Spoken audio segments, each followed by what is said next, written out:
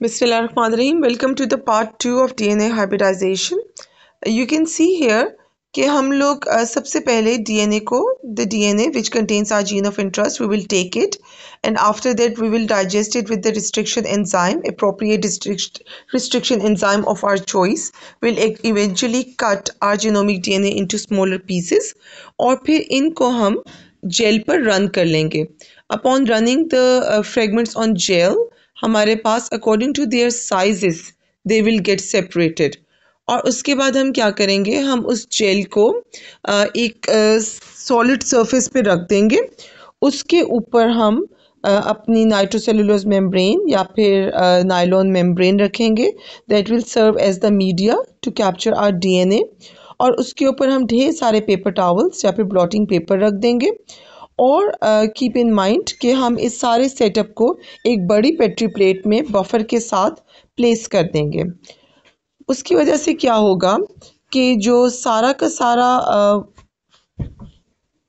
Buffer है वो move करेगा अपवर्ड, और इस मूवमेंट के दौरान वो जेल में से पास करेगा और नाइट्रोसेलुलोज मेम्ब्रेन से भी पास करेगा. जब वो नाइट्रोसेलुलोज मेम्ब्रेन से पास करेगा तो ख़ुद तो वो निकल जाएगा, लेकिन अपने साथ वो जो जेल से डीएनए लेकर आया है उसको उधर ही स्टिक फॉर्म में छोड़ जाएगा. सो आफ्टर सम टाइम, आमतौर पे ओवरनाइट, पुराने ज़माने में जब भी हाइब्रिडाइजेशन रिएक्शंस परफॉर्म होते थे तो वो कम से कम 16 आवर्स के लिए प्लेस किए जाते थे ताकि सारा का सारा डीएनए जेल से निकलकर ब्लॉटिंग पेपर पे ट्रांसफ़र हो जाए. आफ्टर दैट इस ब्लॉटिंग पेपर को अल्कली से ट्रीट किया नाइट्रोजन पहले तो उसको फिक्स किया जाता था, हीट फिक्स अल्कलाइन सोल्यूशन में उसको ट्रीट किया जाता था ताकि double stranded DNA single strand में कन्वर्ट हो जाए. एंड आफ्टर दैट एक ये आप देख सकते हैं जिप लॉक बैग में इस नाइट्रोसेलुलोज मेम्ब्रेन को रख दिया गया है और अब इसमें प्रोब सोल्यूशन को ऐड किया जाएगा.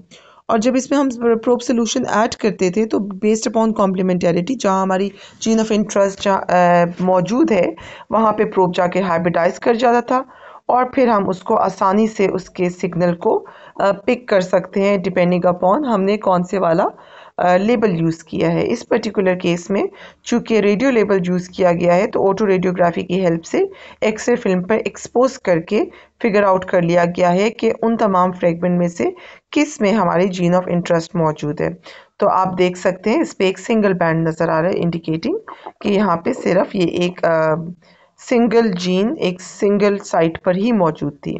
इन case of multi copy number genes हमारे पास डिफरेंट क्रोमोसोम्स पर भी वो नज़र आ सकती हैं. या फिर अगर आपका जो प्रोब है वो एक लार्जर जीन फैमिली के साथ को आइडेंटिफाई करने के लिए अगर आपने यूज़ किया है, लेट्स से आप ग्लोबल फैमिली के लिए यूज़ कर रहे हैं, तो ग्लोबल फैमिली में चूँकि हीमोग्लोबिन भी आती है, मायोग्लोबिन भी आती है, और हीमोग्लोबिन में फर्दर हमारे पास फीटल हीमोग्लोबिन होती है, अडल्ट हीमोग्लोबिन होती है, एक्सेट्रा. तो हमारे पास मल्टीपल जगहों पर वो जीन बाइंड कर उस जीन के सिग्नल्स आ सकते हैं, उस प्रोब के सिग्नल्स आ सकते हैं. ठीक हो गया.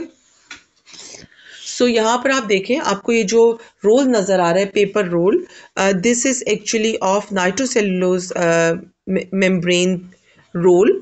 और आप इसको अकॉर्डिंग टू योर रिक्वायरमेंट, जितनी आपकी जेल का साइज़ होता है आप उसको कट करके यूज़ कर लेते हैं. इसमें ये जो बहुत फेमस ब्रांड है इस नाइट्रोसेलुलोज मेम्ब्रेन के लिए वो वॉटमैन कहलाता है. अच्छा, इसके अलावा आपको यहाँ पर दो तरह के नाइट्रोसेलुलोज सॉरी मेरे it is a slip of tongue, आपको दो तरह के हाइब्रिडाइजेशन यूनिट्स नज़र आ रहे हैं. बॉटम पे जो आपको हाइब्रिडाइजेशन यूनिट नज़र आ रहा है, this is the regular hybridization unit जो कि आजकल हम यूज़ करते हैं अपनी लैब्स के अंदर. ये थोड़ा टाइम लेता है, आप इसको कुछ आवर्स यूटिलाइज करता है ये हाइब्रिडाइजेशन रिएक्शन के कंप्लीट होने के लिए. You can see it is somewhat similar to the vertical gel system जो आप पेज रन करने के लिए यूज़ करते हैं. Page is polyacrylamide gel electrophoresis. जबकि टॉप पर जो आपको एक प्लॉट देख रहे हैं, it is very convenient blotting apparatus which only takes 7 minutes, approximately 7 minutes, to transfer the nucleic acid onto the nitrocellulose membrane. This is what I used back in 2012 when I was doing my research in Uppsala University, Sweden, and I was really amazed by how quick things can be done on it. Of course, it was very expensive then, it is expensive even today.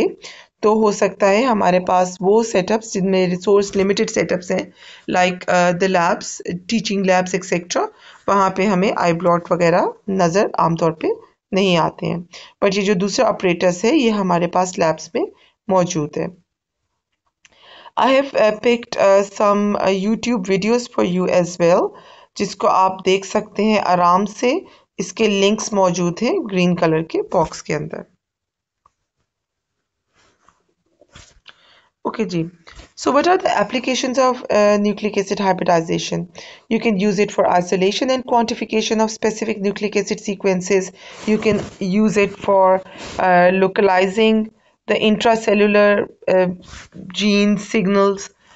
Means you can identify the presence or absence of a particular gene and its copy number in the genome of an organism. जैसे मैंने आपको थोड़ी देर पहले बताया, ये भी तो हो सकता है कि आप कोई ऐसी जीन देखना चाह रहे हो जो कि ह्यूमन में मौजूद है, लेकिन वो मे बी रैट्स में, माइस में या ड्रोसोफिला में मौजूद ना हो, और आपने अपना प्रोब डिज़ाइन किया based upon the human gene, और अब आप चेक करना चाह रहे हैं किसी और ऑर्गेनिज्म के अंदर, तो there is a chance that this gene may be present or may not be present.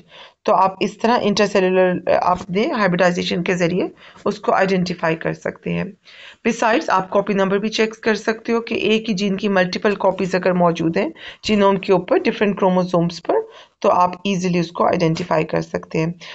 You can also look for the degree of similarity between chromosomal gene and the probe sequence, कि कितने % उनमें similarity है, क्योंकि हो सकता है कि आपने मेमेलियन वर्ल्ड में आप चेक करना चाह रहे हैं हीमोग्लोबिन के बारे में, तो आप देखना चाहते हैं कि ह्यूमन हीमोग्लोबिन और बाकी मेमेलियन हीमोग्लोबिन्स कितने मैच कर रहे हैं, कितनी सिमिलैरिटी पाई जा रही है, तो उस केस में भी आप प्रोब्स का सहारा ले सकते हैं.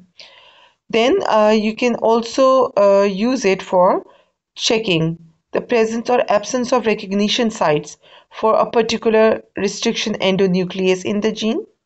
You can also use to check expression and regulation of a particular gene, and you can also use it for the diagnostic purposes for the infectious as well as inherited diseases. Inherited diseases में आप mutation detection के लिए इसको identify कर सकते हैं. अब मैं आपको दिखा रही हूँ southern blot. So अगर आप इस southern blot को देखें तो जो पहली जेल आपको नज़र आ रही है, this is the very first gel, और ये हमारी एगरोज इलेक्ट्रोफोरेटिक जेल है. आप देख सकते हैं इसमें हमें ना सिर्फ बैंड्स नज़र आ रहे हैं, जो आपको सेंटर में 5th लेन नज़र आ रही है, दिस इज़ द लेडर लेन. आपको बड़े यूनिफॉर्मली बहुत क्रिस्प एंड क्लियर बैंड्स नज़र आ रहे हैं जो कि साइज़ को इंडिकेट करते हैं. मैं आप लोगों को डिटेल में पहले ही बता चुकी हूँ कि कैसे लेडर की हेल्प से आप जेल के ऊपर किसी भी बैंड का, किसी भी DNA बैंड का साइज़ डिटरमिन कर सकते हैं.